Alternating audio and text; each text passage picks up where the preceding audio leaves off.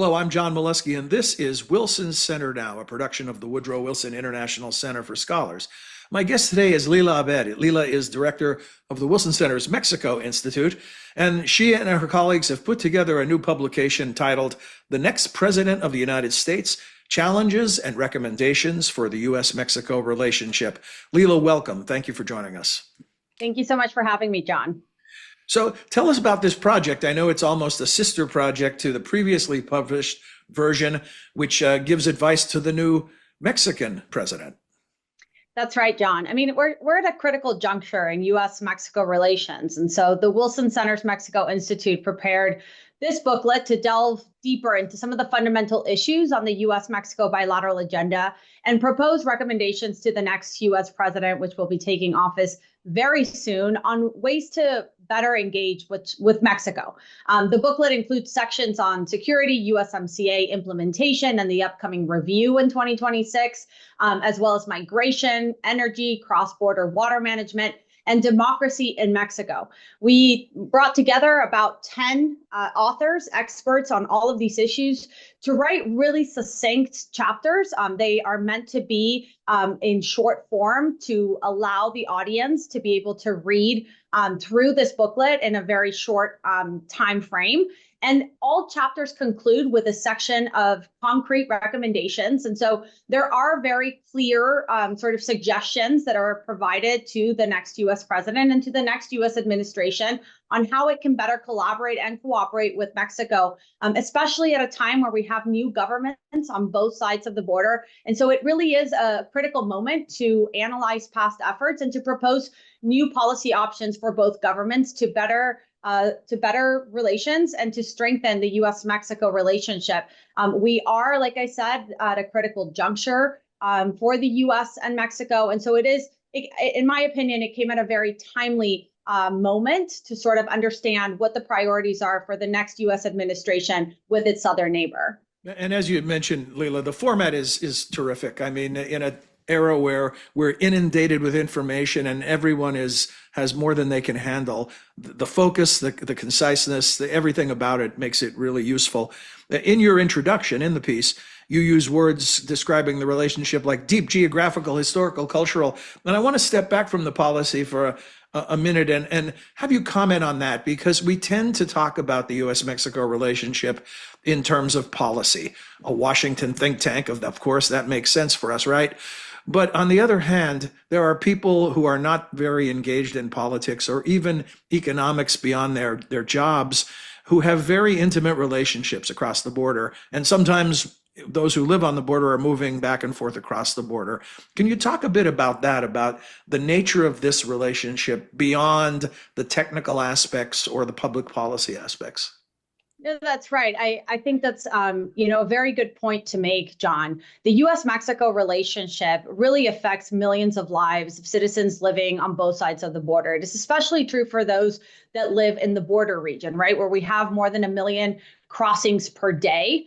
It really is sort of a third country, right, where there's so much constant activity and engagement and cross-border trade happening on a daily basis. And even though it seems a little bit technical, in reality, Mexico is the U.S.'s top trading partner. And therefore, the U.S. depends on Mexico for some of its most basic goods, right? From avocados to tequila to mezcal to beer to more agricultural products. The economies are so integrated, and to a certain extent, the cultures as well. And so it is one of the most important, if not one of the most consequential partnerships in the world. And so the way that the leaders of both countries engage with one another, the policies that are proposed among both countries really have a direct impact for U.S. citizens and Mexican citizens alike. And so this booklet really sort of delves into some of the more technical issues, yes, but I believe that the language is simple. It is very easy to understand, and it sort of lays out the groundwork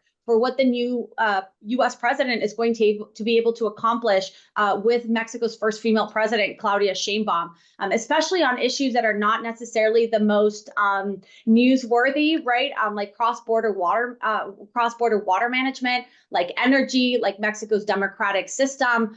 These are issues that, nonetheless, are extremely important for the future of U.S.-Mexico relations. And I think the new administration in the U.S. will have a lot to do. And we've already heard a lot from President-elect Donald Trump on his government's plans for Mexico. And so hopefully there are areas where they will be able to find alignment, where they will have shared objectives, and hopefully understand that all the challenges that they will face can only be confronted when they act jointly and when they act together. And so that's sort of where this booklet heads. But it also, understands and points out, rightfully so, that Mexico is undergoing several challenges, as is the United States.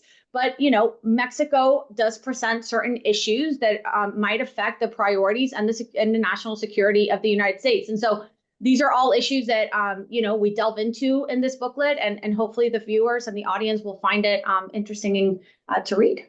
Because the debate on the border has been so politicized in the United States, and the focus has been on all the negative aspects, I want to highlight what you said at the beginning of your response just now about these 1 million border crossings a day. Those are registered border crossings, right? These are legal activity back and forth between the two countries. And that also, I think the number is 1 million in bilateral trade every minute. Every day. And Mexico became the U.S.'s largest trading partner a couple of years ago, surpassing Canada and China. The other thing about the timing that you mentioned, we're in this cycle, right, where every 12 years there's a match between the U.S. presidential election and the Mexican presidential election. What does that tell you in terms of opportunities? And do we know anything about the Trump-Sheinbaum relationship, if it exists at all? That's right. Every 12 years, presidential elections coincide in both Mexico and the United States, and that was true in 2024. And so, like I mentioned, this is a very important moment for the new leaders to sort of try to reset the tone of the bilateral relationship, to better understand how they're going to engage to address mutual challenges that lie in the near future. But I think that President Claudia Sheinbaum, and the Mexican government understand and value what the United States means for Mexico, whether it's in terms of trade, whether it's on security, and definitely on migration cooperation. On behalf of the president of President Trump and his upcoming administration, there are clear priorities that have been outlined, right, including on migration, mass deportations, as well as having, the Mexican government cooperate more deeply on stemming the flow of migrants towards the U.S. southern border. On security, we have heard from President Trump that there is a real focus that will be had on stemming the flow of synthetic opioids coming from Mexico, with precursor chemicals arriving to Mexico from China, but ultimately land in the hands of many U.S. citizens that have caused a public health crisis here. And then on trade, like we mentioned, Mexico is the U.S.'s top trading partner. It positioned itself as so in 2023, with two-way trade totaling just shy of $800 billion. We have a USMCA that has really laid out the regulatory and legal framework that has allowed investment to increase 136%, for the flow of trade, for the trade of goods and services to increase by 50% since the USMCA came into force on July 1st, 2020. And so we really do have a very successful trading bloc with this focus on regional supply chains and on this phenomenon known as nearshoring. Now, that doesn't mean, John, that there aren't important challenges ahead on the trade front, especially with the USMCA upcoming review in 2026, where, there are a lot of questions about where it would lead, whether all three nations will extend 16 more years, or whether they will decide to go into annual reviews. And so there is a lot of uncertainty that will be probably deepening in the year ahead, and definitely in 2026. But what it holds true is that on all these issues, security, migration, and trade, the U.S. and Mexico are so intertwined, they're so interconnected, and they're so interdependent that depending on the policies that both countries, and to a certain extent as well Canada, decide to take on, will have deep impacts on the U.S. economy, on Mexico's economy, and of course, North America more broadly. So we're not going to do books on tape here and read the whole thing for everyone, but I do want to ask you to maybe pull out a few specific suggestions in each of the areas. And let's begin with security. One of the points made in the book is about how AMLO's policies are different from Claudia Sheinbaum's policies. And what kind of opportunity does that create? And what kind of a specific recommendation, if you could give us a sample, are you making in the booklet? The security chapter is perhaps one of the most important ones, just because of the the salience of U.S.-Mexico security cooperation. We're at a moment where U.S.-Mexico security efforts have deeply deteriorated, and so the only path forward, hopefully, is to strengthen cooperation and to reestablish mutual trust between amongst security agencies operating on both sides of the border.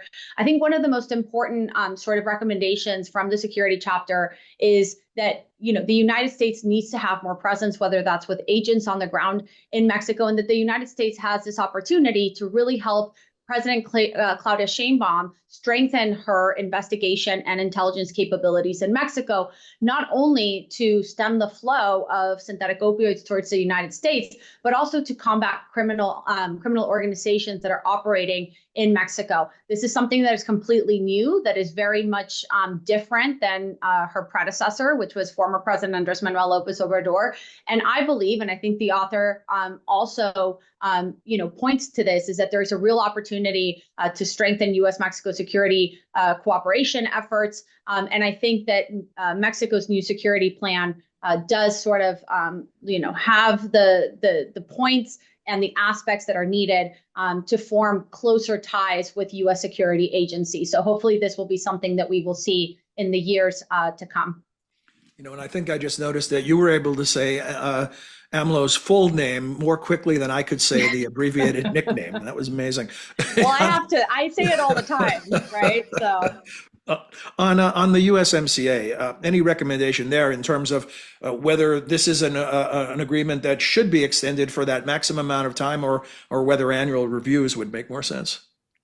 I think that the overarching conclusion from most authors, experts, analysts, and trade officials working on USMCA and the upcoming review agree that an extension of 16 more years would provide the North American region with the certainty that it needs to continue attracting investment, to continue creating jobs, and to continue the flow of trade and services, especially at a time, and you mentioned this, John, when competition with China is at an all-time high. The United States has made very clear that it is extremely concerned with China's growing presence, influence, and investment in Mexico. We have heard recently from Claudia Sheinbaum's government that they are doing everything to try to reduce the imports that they receive from Asia, particularly from China.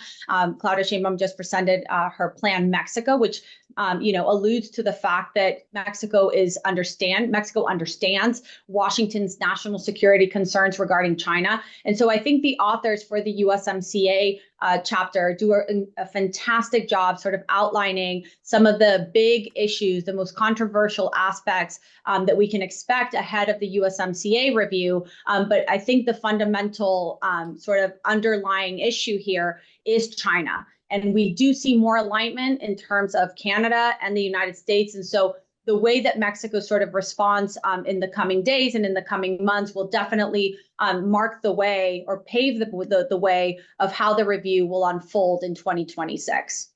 On the topic of migration, perhaps the stickiest wicket of all of these that we've been talking about, what are the recommendations in that regard? And again, you don't need to cover the entire. People can read the book, and we'll tell them how to get it before we end our discussion today.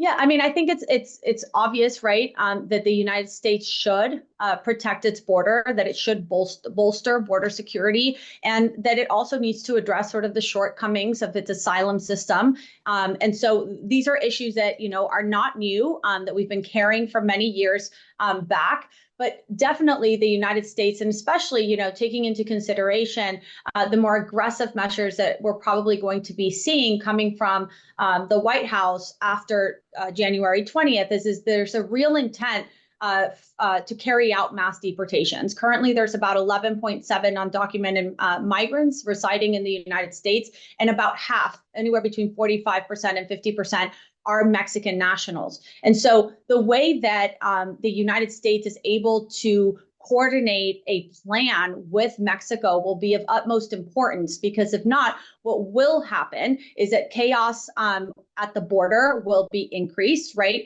If there's not an orderly, humane way of deporting many of these migrants that did cross the border illegally to the United States, I think that Mexico will be faced with a very difficult situation on all fronts: migration, trade, security, and it will face very deep institutional challenges. And so the hope is that the United States, of course, can protect its border, it can address its asylum system, and also carry out deportations, but hopefully in a way that allows Mexico to absorb these migrants in a way that won't debilitate its government, its institutions, and hopefully will not deteriorate its economy. Because again, the way that these countries are intertwined, anything that happens in Mexico has a direct effect in the United States. So the migration chapter is really interesting. It also does, it covers sort of the main historical trends that we've seen on migration in past decades and how we have ended up where we are now. So definitely something to read, especially because migration is going to be at the forefront of the U.S.-Mexico bilateral relationship. And we move on to energy. You make the observation yourself in your introduction about the fact that the pandemic has caused nations to look regionally versus globally, and nearshoring and things like this have become very trendy. How does this affect the energy relationship between the United States and Mexico? What are the recommendations in that regard? So actually, naturally, a lot of these chapters sort of, are interlinked, right? Oh, yeah, So the knee some of bone's connected to the shin bone, right? Exactly. So interestingly enough, there's sort of a really good flow from chapter to chapter. And so energy actually does fall under the USMCA review chapter as well, because one of the pending disputes that Mexico currently is confronting is a dispute that was presented by the United States and Canada for Mexico's energy policies that allegedly violate the USMCA. And so energy in Mexico is extremely important, but it's oil state-owned enterprise, Pemex, and the Federal Electricity Commission have now been officially placed as state-owned enterprises. This was a constitutional reform that was approved under Claudia Sheinbaum's administration, and it has definitely spurred a lot of concern from private sector representatives, but also from the U.S. government and to a certain extent from Canada as well. And so the way that Mexico is able to really attract investment in its energy sector will ultimately, depend on how it is able to carry out its energy policies. To this, up to this moment, what we've seen is Claudia Sheinbaum is pushing a transition to green and renewable energy, which has been very welcome from various, individuals in the private sector, especially so because she's a scientist, she's an environmental engineer, and she does care very much about climate change. But one cannot sort of avoid the fact that Mexico is undergoing severe challenges with its energy sector, and strengthening the state's participation and control over its energy sector. I believe the authors don't agree that this will help propel Mexico's energy sustainability, its independence, and its production in the next few years. And perhaps the most surprising area of focus is water. It shouldn't be, but it's not something we think of automatically. And now in times of extreme weather events and droughts, it will be on the radar more and more as we move forward. That's right. And I think cross-border water management is one of those issues that we don't necessarily hear about very often, but we will be sort of understanding its importance more and more in the years to come.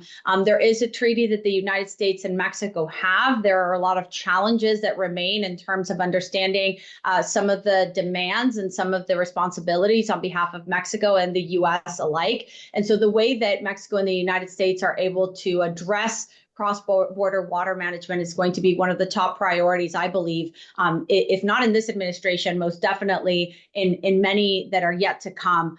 This is a sort of a a pressure cooker sort of item that cannot be ignored. And so the fact that we decided to integrate a water chapter demonstrates the importance of this issue currently, but also in the years to come. I believe that this is one of those issues that could cause some of the more complicated challenges and tensions between both nations.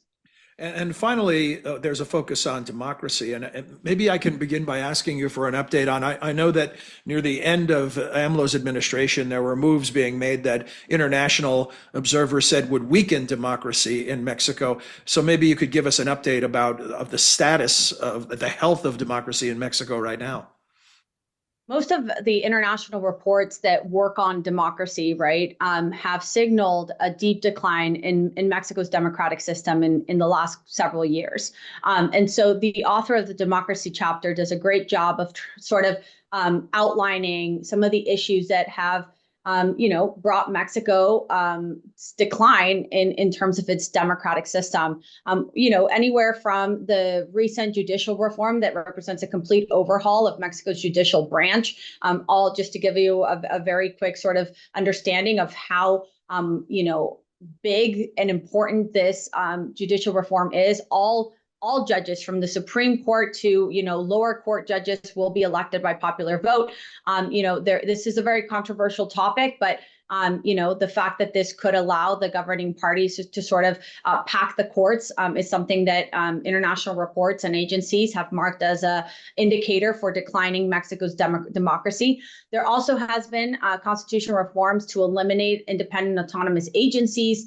There have been, especially under the López Obrador administration, there was clear attacks against journalists, against activists, against non-governmental organizations, against feminist groups. And of course, the civil society is sort of the fourth pillar, if not one of the most important pillars of a democracy. And so, understanding sort of the democratic challenges that Mexico is facing, and also understanding some of the democratic challenges that the United States is facing as well, is very interesting in terms of understanding how these policies are developed, but especially so how they're going to be, how they land once put into practice, especially in terms of bolstering Mexico's institutional capacity in terms of upholding the human rights of citizens, of keeping a separation of the separation of powers, but also making sure that elections are free and fair, and that citizens are allowed to voice their concerns and protest freely.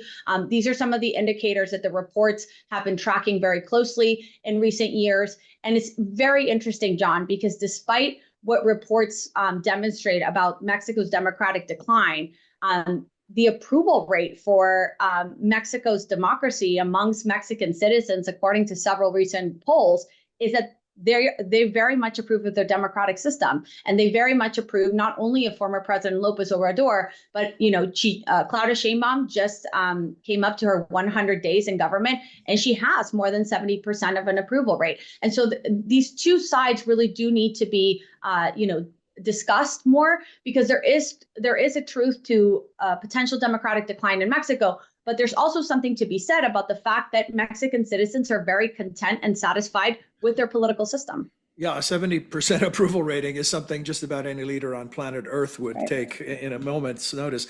And just to make clear to our viewers and listeners, we don't have our head in the sands. The struggles of democratic ideals around the world are a thing. That's happening. Mexico is not unique in that regard. Right. A final thought before we talk about where people can read the entire publication is you mentioned that we need to take a look at the ties between the legislative branches. We've been focusing at the executive level in this discussion, and the books give recommendations to the administrations.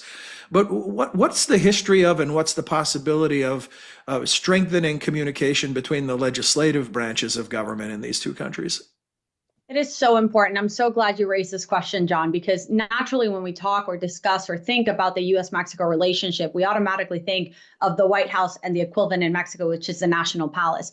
But a really important part of the U.S.-Mexico relationship happens at different levels, right? than the federal one. For example, with Congress, unfortunately, they've stopped in recent years, but we have the interparliamentary meetings between the US and Mexico, which really brought closer together legislators to talk about the priorities of both countries, to talk about the challenges, to talk about the tensions, and to also, shape and form personal relationships amongst legislators on both sides of the border. It is extremely important. Hopefully, they're able to reinstate these interparliamentary meetings in the next 4 years. But let me say one more thing. And before I do, the Mexico Institute is working very hard to bring legislators on both sides of the border together. The Mexico Institute is hosting its innovation forum, which is bringing to Washington, about 24 legislators from Mexico to understand sort of the innovation trends here in the United States, but we're hopefully going to bring them close with U.S. members of Congress as well. But we're also hoping to bring a congressional delegation to Mexico in the springtime. So, we're trying to do our part. Of course, the Wilson Center is congressionally chartered, and so we do everything we can to strengthen congressional relations between both countries. But there's also something to be said at the state level and even at the municipal level, right? Especially, again, with the border region. State-to-state engagement between the U.S. and Mexico is extremely important. And not only that, for states like Texas, California, Illinois, and others, Mexico is their top trade destination, right? It represents a huge portion of their economy and of their trade activity. And so a lot of the U.S.-Mexico relationship really is focused on, yes, the federal government's relationship, but also Congress, also state to state, with governors interacting actively and on a daily manner with their respective teams, of course, but also at the municipal level, right? And so that tells you how intertwined, how important this relationship is, and that connection between both countries holds true at every level of government. And so I think that despite the challenges that both nations have, there's no way that the U.S. and Mexico can sort of just push each other away. We're bound, like I said in my introduction, by geographical, cultural ties and historical ties, and so those will remain. And hopefully, the new leaders of both the U.S. and Mexico can find ways to better cooperate with one another for the benefit, prosperity, and security of both nations and of North America. Well, Lila, you and your colleagues continue to do amazing work and a great contribution to the relationship and to the larger goals of both countries. I always feel smarter when I attend your events or read I don't know if I'm smarter, but I'm better informed, right? I should let others judge about whether I'm smarter. Well, you're too generous. Thank you so much. But certainly better informed, and thank you for that. So for people who'd like to read what we've just been talking about, where can they find the publication? Yeah, you can find the booklet on the Mexico Institute site. You can go to the Wilson Center webpage. Click on Programs, Mexico Institute on our publication section, as well as on our landing page. You will find an electronic version of the booklet, both in English and in Spanish. We do have a translated version for those that, reside in a Spanish-speaking country. You can easily access that document. We do have printed copies at the Wilson Center. So if you're ever visiting us, please come visit the Mexico Institute, and we'd be happy to hand a hard copy to you. So hopefully, this booklet is widely read, and also we encourage folks to share it with their networks if they choose to do so. And the key word there is free of charge. The Wilson Center provides all of this good stuff for you at no charge. That's right. And you plan on updating the digital version along That's the way, right. Is that correct? Yeah. That's Terrific. right. So because it is a very dynamic relationship, and things are consistently changing, especially as it concerns Mexico's constitutional reforms, and as we understand what the next U.S. administration's plans actually are going to look like in practice. The authors are welcome to modify their chapters on the electronic version of the booklet. So if you do see some changes, they might be minor, some may be perhaps more substantial, but those that is an opportunity that the authors have. And so hopefully it'll be a living document of sorts. Lila, thank you for a terrific briefing today. Thank you, John. Our guest has been Lila Abed, the director of the Wilson Center's Mexico Institute. We hope you enjoyed this edition of Wilson Center Now, and that you'll join us again soon. Until then, for all of us at the Center, I'm John Molesky. Thanks for your time and interest.